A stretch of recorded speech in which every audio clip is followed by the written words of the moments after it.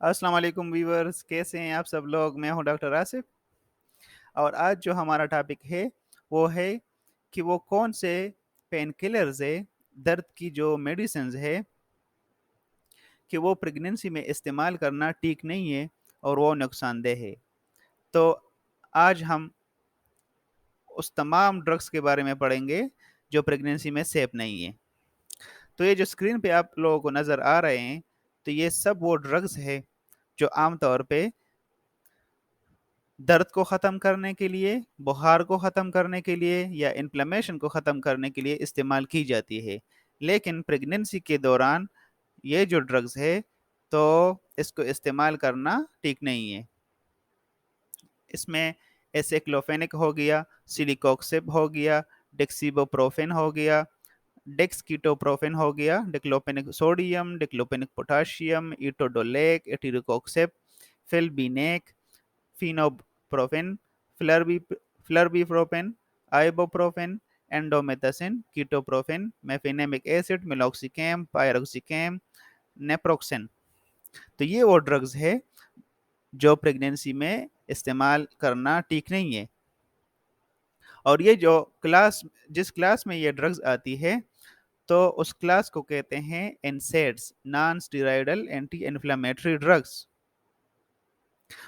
अब क्वेश्चन यहाँ पे राइज होता है कि क्यों इतना जो बड़ा लिस्ट है, ये ड्रग्स क्यों सही नहीं है, सेफ नहीं है? Why these drugs are dangerous in pregnancy? तो इसके कुछ रीजंस तो होंगे ना, तो अभी वो रीजन हम पढ़ते हैं। सबसे पहले जो इसमें आता है, तो ये जो ड्रग्स है ये बहुत नेगेटिवली इफेक्ट करता है बच्चे के गुर्दे को, उसके हार्ट पे, उसके दिल पे भी बहुत ज़्यादा बुरा असर पड़ता है, उसके गुर्दे पे भी बहुत ज़्यादा असर पड़ता है।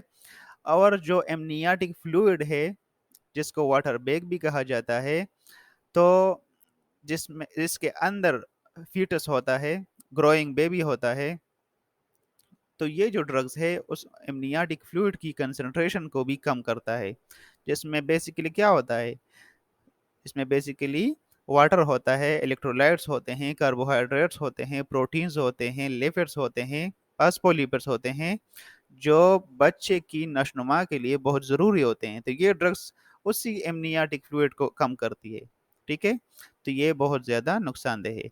चांसेस ऑफ मिसकैरेज भी हो सकती है इससे, जो फर्स्ट हाफ ऑफ प्रेगनेंसी है। और मिसकैरेज को अर्ली प्रेगनेंसी लॉस भी कहा जाता है। तो ये जो ड्रग्स है, इसको थर्ड ट्राइमेस्टर में, जो आखिरी 3 महीने हैं प्रेगनेंसी के, उसमें भी ये इस्तेमाल नहीं करनी चाहिए, क्योंकि इससे जो डक्टस आर्टेरियोसस शरेयान है, तो वो बंद हो जाती है। और वो जो शरेयान है वो आमतौर पे डिलीवरी के बाद बंद होती है, लेकिन इस ड्रग्स की वजह से ये जो प्रेगनेंसी टाइम है, जब तक जो फीटस है वो यूटेरस के अंदर हो, तो ये बंद हो जाती है इस ड्रग्स की वजह से, जो कि बहुत ज़्यादा नुकसानदेह है। और उसकी वजह से पल्मोनरी हाइपरटेंशन हो जाती है बच्चे को, ब्लड प्रेशर हाई हो जाता है, और बच्चे के जो फेफड़े है उस पे बहुत ज़्यादा बुरा असर पड़ता है। इसकी वजह से ऑनसेट ऑफ लेबर में भी डिलेड एंड ड्यूरेशन में भी इंक्रीज। तो डिलीवरी टाइम जो है ना वो भी इंक्रीज हो जाता है, और जो लेबर होता है उसकी जो ऑनसेट है वो भी डिले हो जाती है। ठीक है? तो ये कुछ इसके साइड इफ़ेक्ट्स हैं। तो कोशिश ये करनी चाहिए कि ये जो ड्रग्स है प्रेगनेंसी के दौरान इसको अवॉइड करना चाहिए। ठीक है? तो ये थी आज की वीडियो। इससे रिलेटेड अगर किसी को कोई क्वेश्चन हो तो वो कमेंट सेक्शन में मुझसे पूछ सकते हैं, और मैं इस वीडियो के डिस्क्रिप्शन में भी लिंक्स डाल दूंगा, वहाँ पे भी आप डिटेल से इस टॉपिक को स्टडी कर सकते हैं। तो ये थी आज की वीडियो। अगर आप लोगों को अच्छी लगे तो मेरे चैनल को सब्सक्राइब कर दें और बेल के आइकन को प्रेस कर ले, ताकि आपको नए आने वाली वीडियोस की नोटिफिकेशन मिल सके। शुक्रिया।